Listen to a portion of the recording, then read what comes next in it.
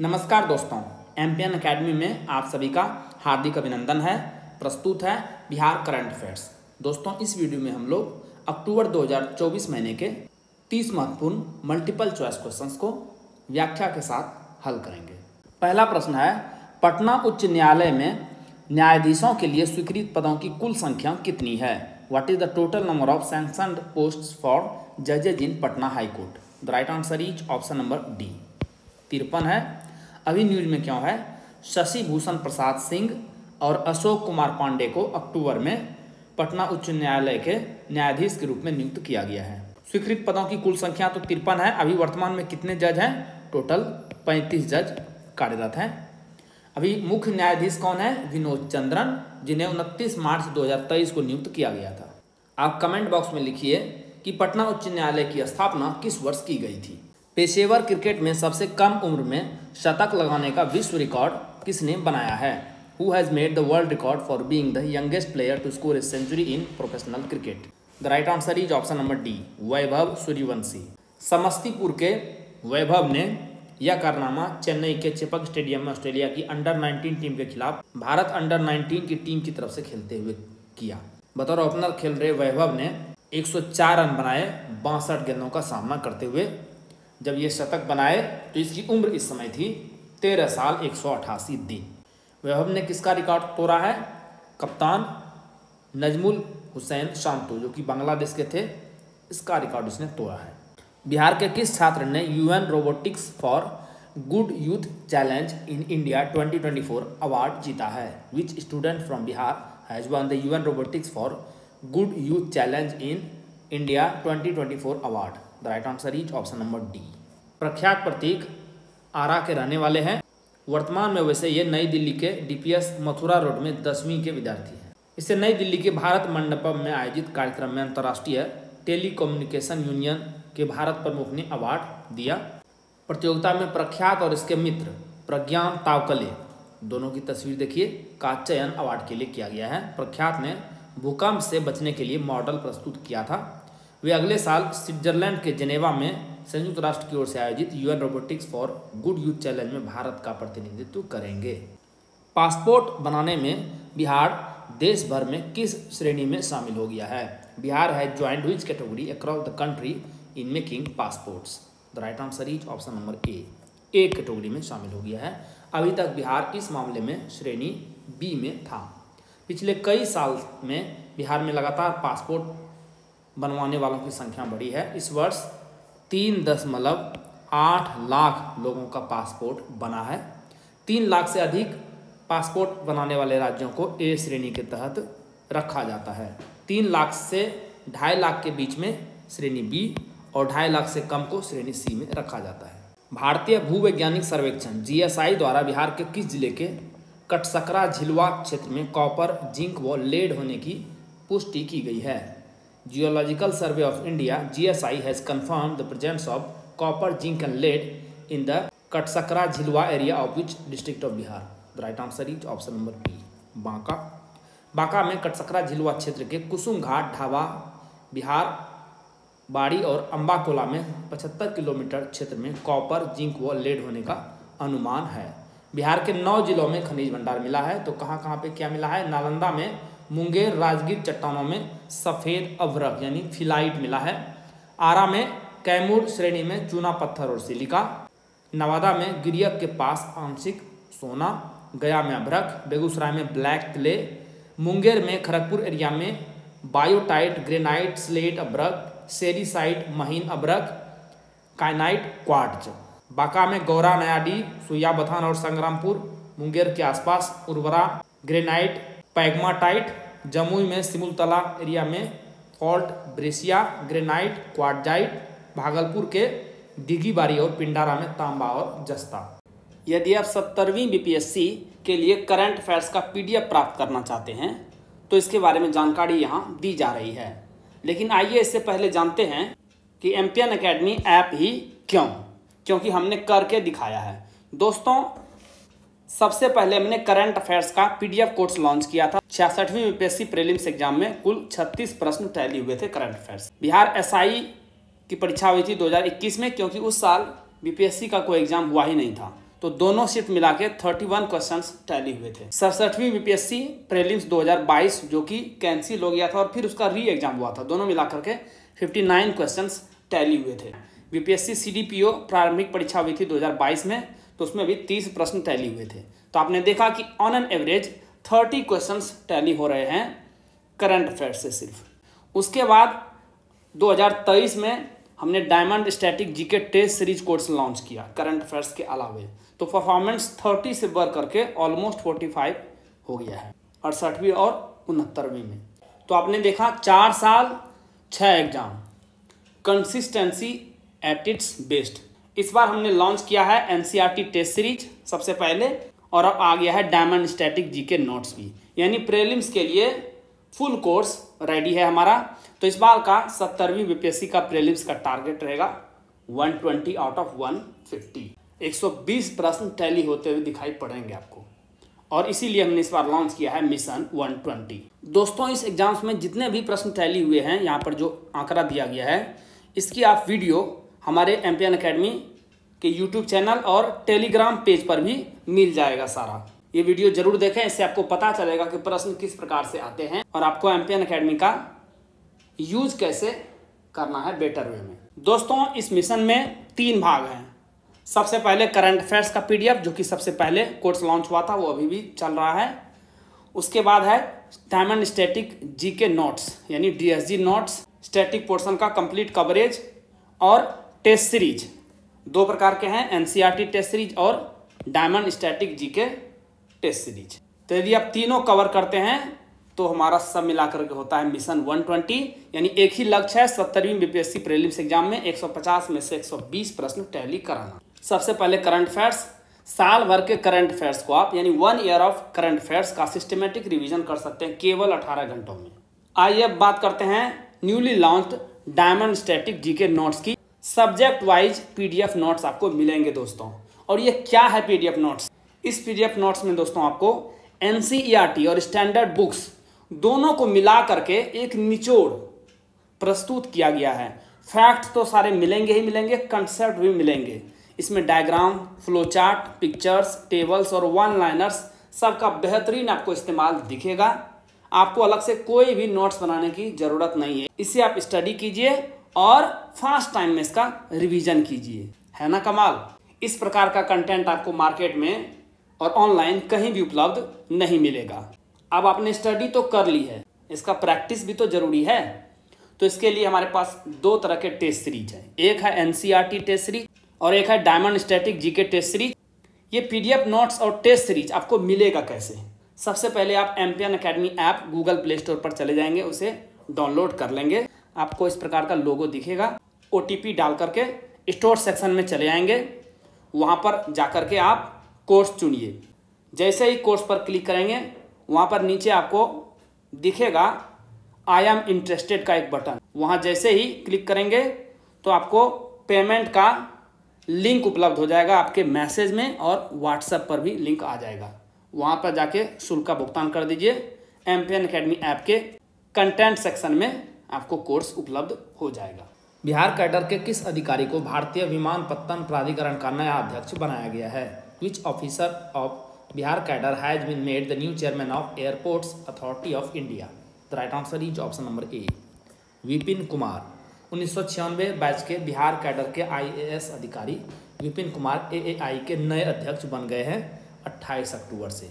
विपिन स्कूली शिक्षा और साक्षरता विभाग शिक्षा मंत्रालय में अपर सचिव के पद पर कार्यरत थे। बिहार के किस शहर में travel and tourism fair TTF 2024 का आयोजन किया गया? In which city of Bihar was the Travel and Tourism Fair TTF 2024 organized? The right answer is option number B. Patna में मुख्यमंत्री नीतीश कुमार ने ज्ञान भवन पटना में आयोजित travel and tourism fair TTF 2024 का उद्घाटन किया। इसमें देश के 17 राज्यों के 100 से ज़्यादा प्रतिनिधियों ने भाग लिया। इस अवसर पर केंद्रीय संस्कृति एवं पर्यटन मंत्री गजेंद्र सिंह शेखावत भी मौजूद रहे। केंद्रीय बजट में गयाजी, बोधगया, राजगीर और नालंदा को विकसित करने की योजना बनाई गई है। बीटा में बिहार के पहले ड्राई पोर्ट और इनलैंड कंटेनर डिपो की शुरुआत की गई है। पहली खेप किस देश के लिए रवाना की गई है? Bihar first dry port and inland container depot has been started in Bihta the first consignment has been dispatched to which country? The right answer is option number A, रूस। अंतर्राष्ट्रीय निर्यात के क्षेत्र में बिहार ने लंबी छलांग लगाई है। 21 अक्टूबर को राज्य से 90 कंटेनरों की पहली खेप रूस भेजी गई है। बीटा, पटना के नवनिर्मित इनलैंड कंटेनर डिपो से उद्योग मंत्री नीतीश मिश्रा ने इन कंटेनरों को हरी झंडी दिखाकर रवाना किया। स्वच्छता ही सेवा अभियान 2024 के तहत जन भागीदारी और कचरा इकाइयों की सफाई में बिहार ने कौन सा स्थान प्राप्त किया है? What position has Bihar achieved in public participation and cleaning of garbage units under स्वच्छता ही सेवा अभियान 2024? The right answer is option number ए, प्रथम स्थान। स्वच्छता ही सेवा 2024 पखवाड़े के अंतर्गत 17 से लेकर 2 अक्टूबर तक हुए इस कार्यक्रम में जन भागीदारी तथा कचरा इकाइयों की ओर से की गई सफाई में बिहार को प्रथम स्थान मिला है। इस पखवाड़े के तहत राज्य के विभिन्न जिलों में उत्कृष्ट कार्य करने वाले जनप्रतिनिधियों और कर्मियों को ग्रामीण विकास विभाग ने सम्मानित किया। बांका जिला 5 पुरस्कार के साथ नंबर 1 पे रहा। स्वच्छता ही सेवा के तहत एक पेड़ मां के नाम से पौधारोपण अभियान में 4.25 लाख के लगभग जन भागीदारी के कार्यक्रम हुए। छत पर बागवानी के लिए वर्ष 2024-25 के लिए स्वीकृत की गई योजना में लाभुकों को कितने प्रतिशत का अनुदान मिलेगा? What percentage of grant will the beneficiaries get in the scheme approved for the year 2024-25 for rooftop gardening? The right answer is option number C, 75%।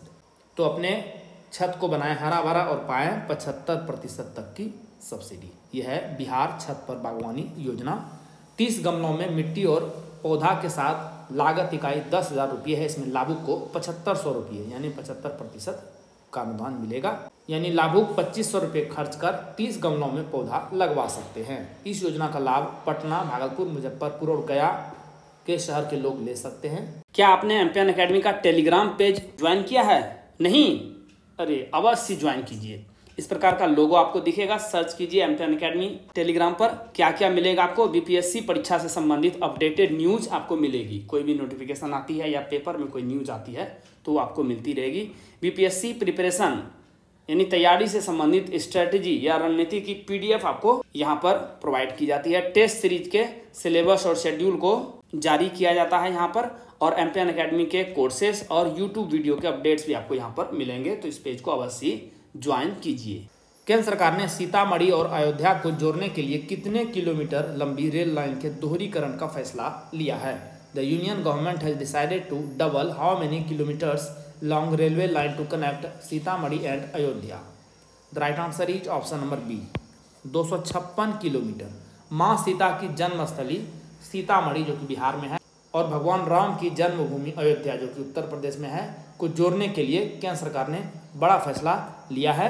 प्रधानमंत्री नरेंद्र मोदी की अध्यक्षता में मंत्रिमंडल की आर्थिक मामलों की समिति ने नरकटियागंज, रक्सौल, सीतामढ़ी दरभंगा और सीतामढ़ी मुजफ्फरपुर खंड के लिए 256 किलोमीटर लंबी रेल लाइन के दोहरीकरण का फैसला किया है। इस पर खर्च कितने होंगे? कुल 4,553 करोड़ रुपये खर्च इस पे होने वाले हैं।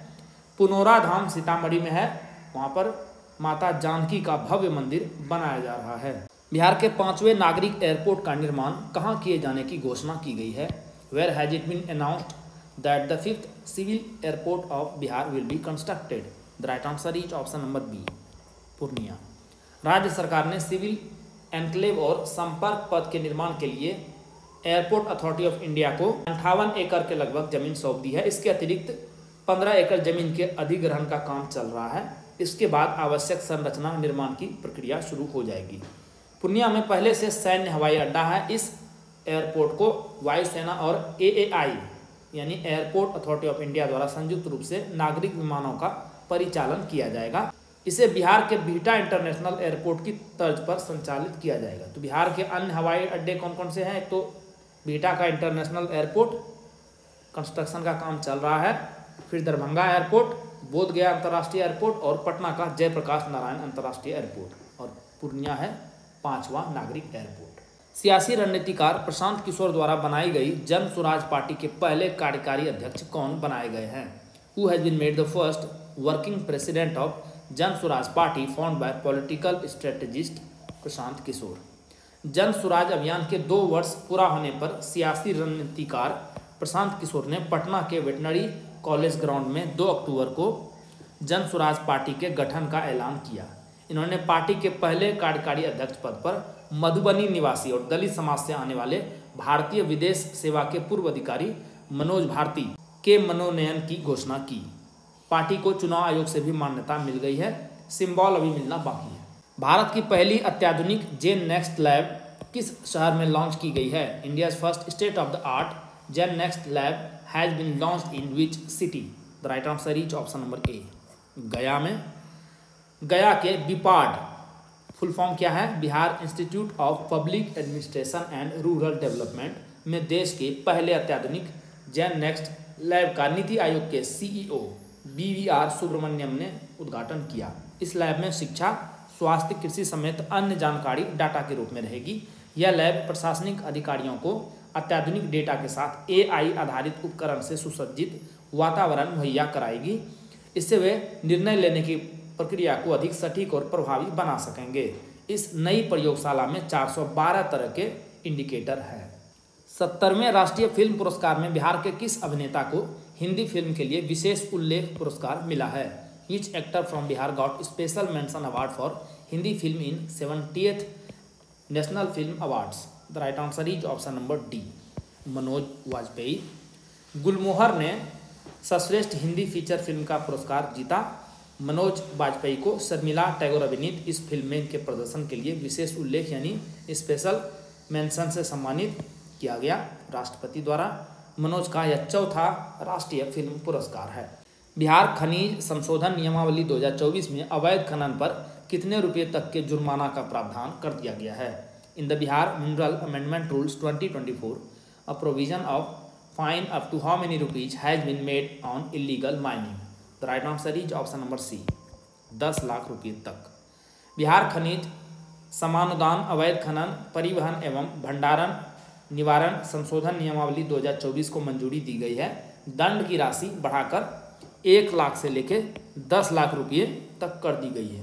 पहले यह राशि थी 25,000 से लेकर 4 लाख रुपये तक। नए प्रावधानों में घाटों की बंदोबस्ती को भी व्यावहारिक बनाया गया है। इन नीलामी के तहत बंदोबस्ती के बाद 15 दिनों के अंदर खनन पट्टा का संचालन शुरू किया जा सकेगा। बिहार में वर्ष 2024-25 में लगभग कितने लाख हेक्टेयर में सिंचाई का पानी पहुंचाने का लक्ष्य रखा गया है? इन Bihar a target has been set to provide irrigation water to approx how many lakh hectares in the year 24-25?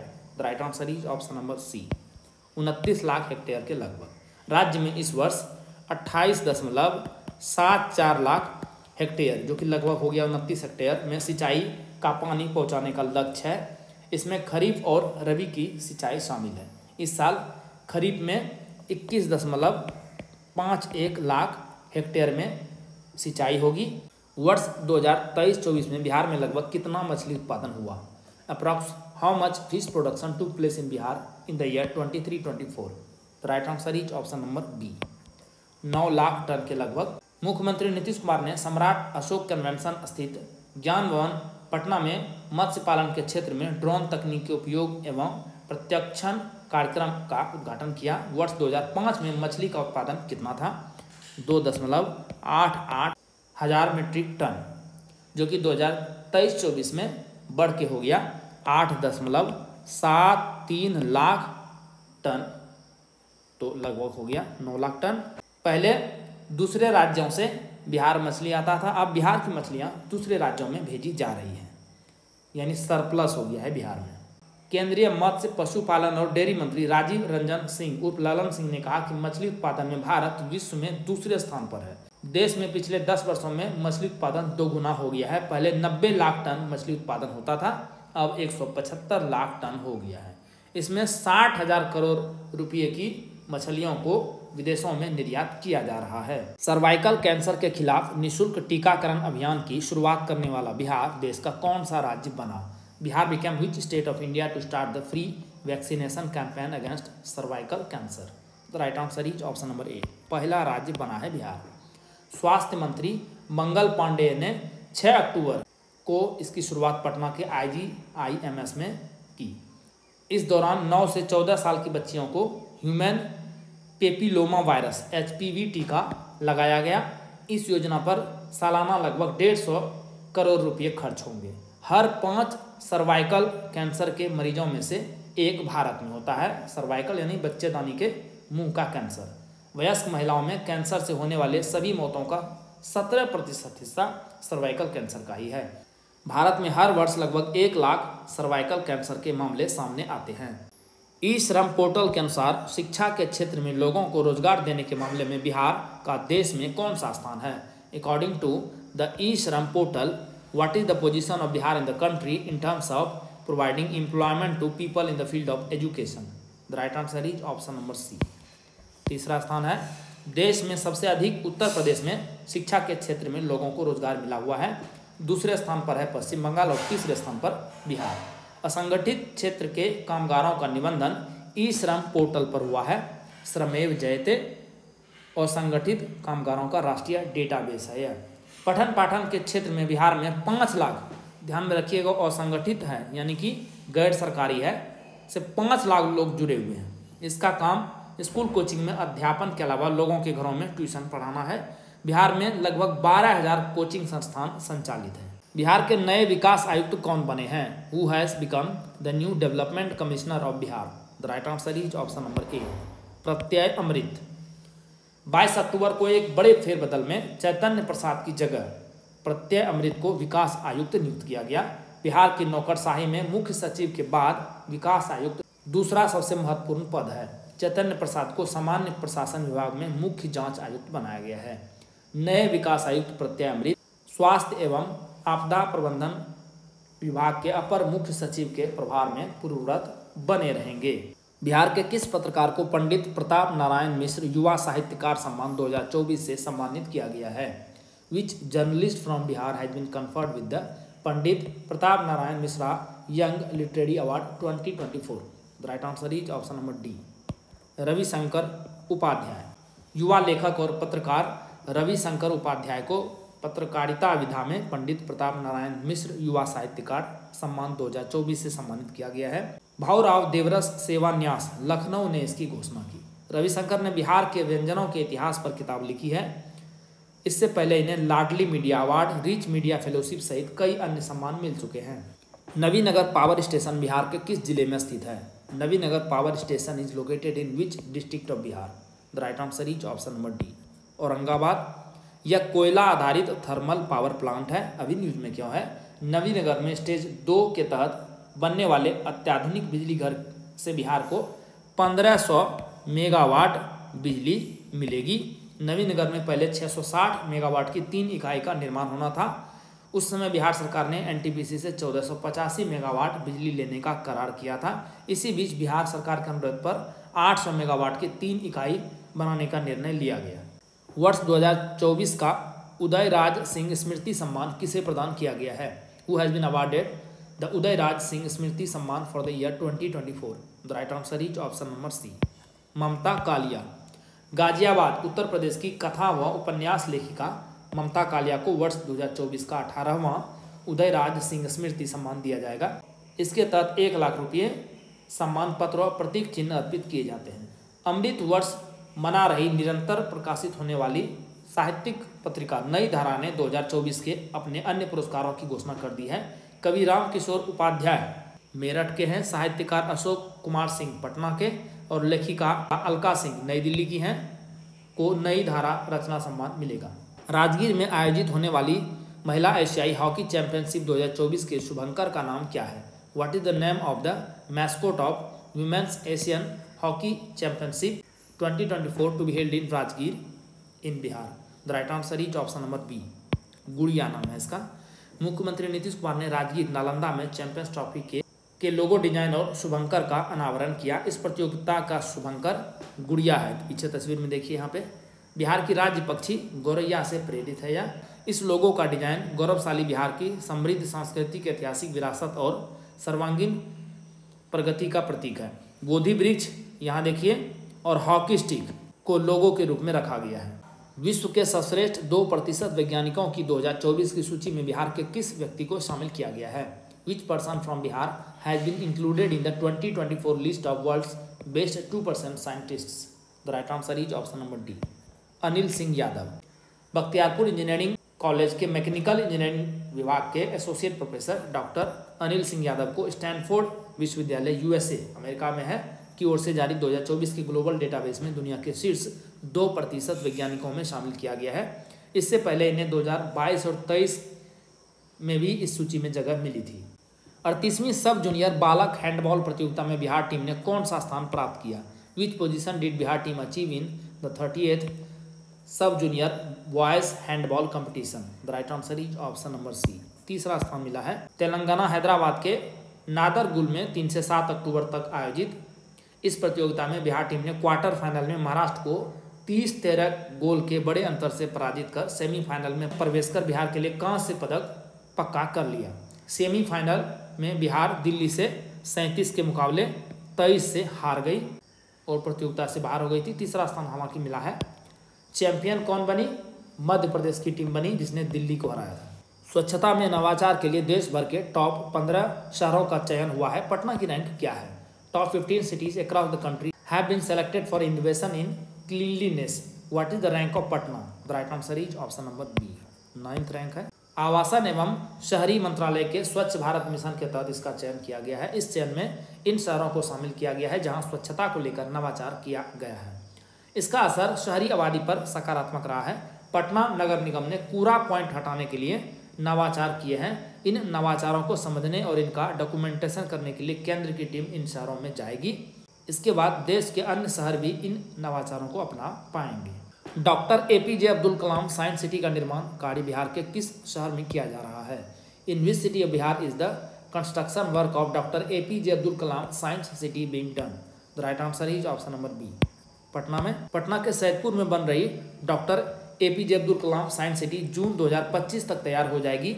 इसकी आधारभूत संरचना का निर्माण कार्य 80% पूरा हो गया है। इसकी जानकारी बिहार के मंत्री सुमित कुमार सिंह ने दी। तारामंडल पटना में 3D थिएटर का काम भी चल रहा है जो कि जनवरी 2025 तक पूरा कर लिया जाएगा। दोस्तों, जैसा कि बताया गया है इस वीडियो लेक्चर का PDF आपको हिंदी और इंग्लिश दोनों भाषाओं में अलग अलग फुल डिस्क्रिप्शन के साथ एमपीएन अकेडमी ऐप पर प्राप्त होगा।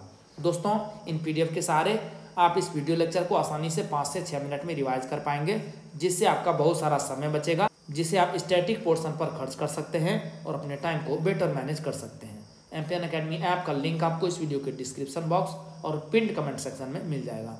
आइए अंतिम प्रश्न को हल करते हैं। बिहार में वर्ष 2022-23 की तुलना में वित्त वर्ष 2023-24 में GST संग्रह में कितने प्रतिशत की वृद्धि देखी गई है? Bihar has witnessed a rise of what % growth in GST collection in the financial year 23-24 as compared to 22-23? The right answer is option number C, 18%। राज्य में GST संग्रह में 18% की बढ़ोतरी के साथ यह वर्ष 2023-24 में हो गया 38,198 करोड़ रुपये। राष्ट्रीय औसत 13% रहा है वृद्धि का। वित्तीय वर्ष 2023-24 में GST यानी गुड्स एंड सर्विसेज टैक्स के संग्रह में बिहार देश के शीर्ष 5 राज्यों में शामिल रहा। पिछले 6 वर्षों में राज्य के कर संग्रह में 122% की वृद्धि हुई है। GST अधिनियम 29 मार्च 2017 को संसद में पारित किया गया और लागू यह कब हुआ है? 1 जुलाई 2017 को। दोस्तों, अक्टूबर महीने के बिहार करंट अफेयर से संबंधित जितने भी महत्वपूर्ण प्रश्न बन सकते थे उसे हमने 30 MCQs में शामिल किया है। लेकिन इसके अलावा भी बहुत सारे ऐसे अतिरिक्त करंट अफेयर्स होते हैं जो उतने महत्वपूर्ण नहीं होते हैं फिर भी एग्जाम में दिखाई दे जाते हैं। उसी के लिए हमने ये चलते चलते सेक्शन बनाया है एडिशनल करंट अफेयर्स के लिए। इसे वीडियो में शामिल नहीं किया जा रहा है क्योंकि इससे वीडियो काफ़ी लंबा हो जाएगा। ये आपको PDF के रूप में पॉइंट वाइज मिलेगा। दोस्तों, इसी के साथ बिहार करंट अफेयर्स के इस संस्करण को समाप्त करने की आपसे इजाज़त चाहूँगा। वीडियो देखने के लिए बहुत बहुत धन्यवाद। Thank you very much. जल्द ही मिलते हैं अगले वीडियो में। All the best for your exam preparation.